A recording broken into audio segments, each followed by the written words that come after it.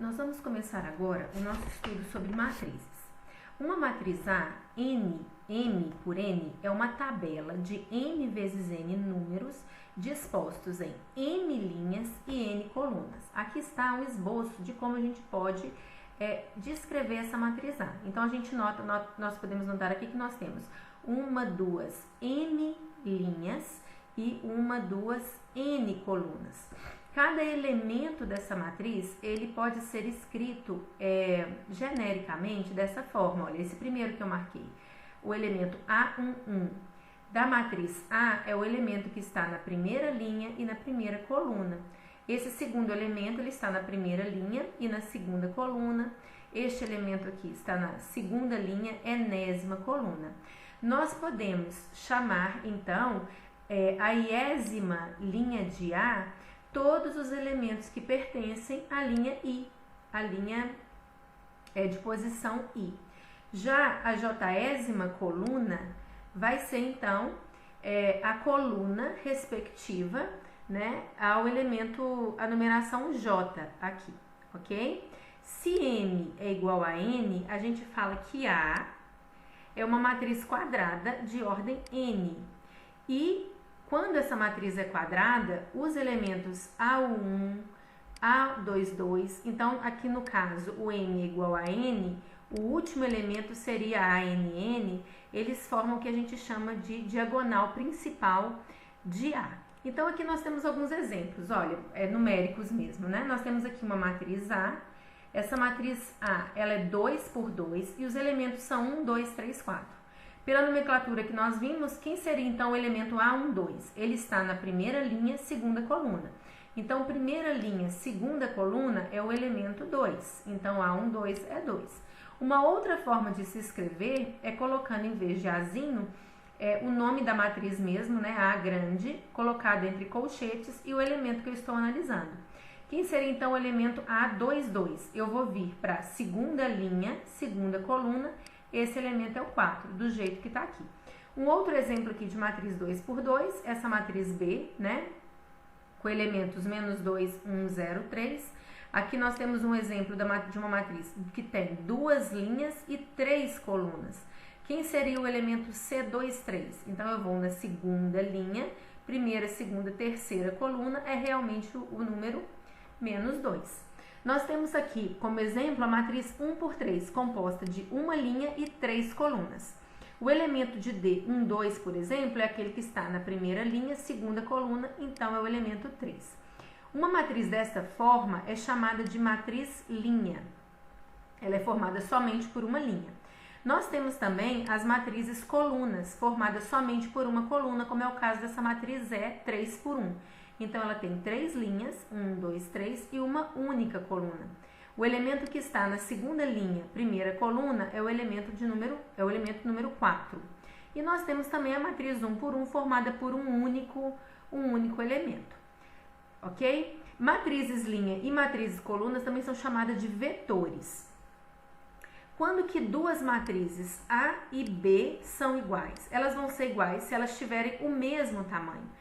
Então, se A é M por N e B é P por Q, necessariamente, se elas são iguais, o M vai ter que ser igual ao P e o N vai ter que ser igual a Q. E cada elemento da matriz A também precisa ser igual a cada elemento da matriz B. Então, a gente, conhecendo a estrutura de uma matriz, nós podemos agora começar a operar sobre essas matrizes. O que vai ser, então, a soma de duas matrizes? A soma de duas matrizes, primeiro, essas matrizes A e B, elas precisam ter o mesmo tamanho. Então, se uma matriz for M por N, para me somar com uma outra, ela tem que ser M por N também. Quem vai ser a matriz C, soma dessas duas matrizes? Ela vai ser de tal forma que cada elemento da matriz C vai ser a soma de cada elemento da matriz A com cada elemento da matriz B, logicamente na mesma posição. Então, quem que vai ser, por exemplo, o elemento C, 2, 3? Vai ser eu pegar o elemento A, 2, 3 da matriz A, com o elemento B, 2, 3 da matriz B, para me conseguir, então, essa soma. É praticamente, né, fazer a soma que a gente já conhece, só que elemento é elemento. Então, aqui, como exemplo, né, se eu pego uma matriz A, essa matriz ela tem 2 linhas e 3 colunas, então ela é uma matriz 2 por 3. Aqui eu tenho uma matriz B, que necessariamente para somar tem que ter o mesmo tamanho da matriz A. Então, 2 linhas, 3 colunas, ela também é 2 por 3. A matriz soma, ela vai ter também o mesmo tamanho das outras duas matrizes e ela vai ser conseguida somando-se elemento por elemento. Então, eu vou somar o A11, que é 1, com o B11, que é menos 2, 1 menos 2, menos 1, tá aqui. Depois eu pego o A12 com o B12, na primeira linha, segunda coluna, vai ficar 2 mais 1, aqui vai ficar 3, e aí eu vou somando elemento a elemento. Menos 3 mais 5, 2, 3 mais 0, 3, 4 mais 3, 7, 0 menos 4, menos 4. Aí eu consigo, então, a soma de duas matrizes ou a matriz soma.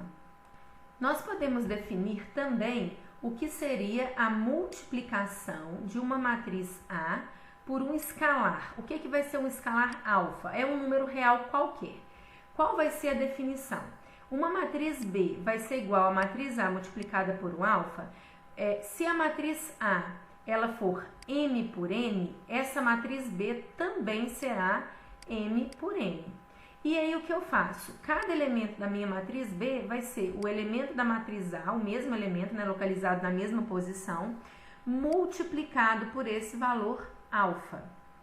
E aí a gente fala que se uma matriz B é um número vezes a matriz A gente fala que a matriz B é um múltiplo escalar da matriz A.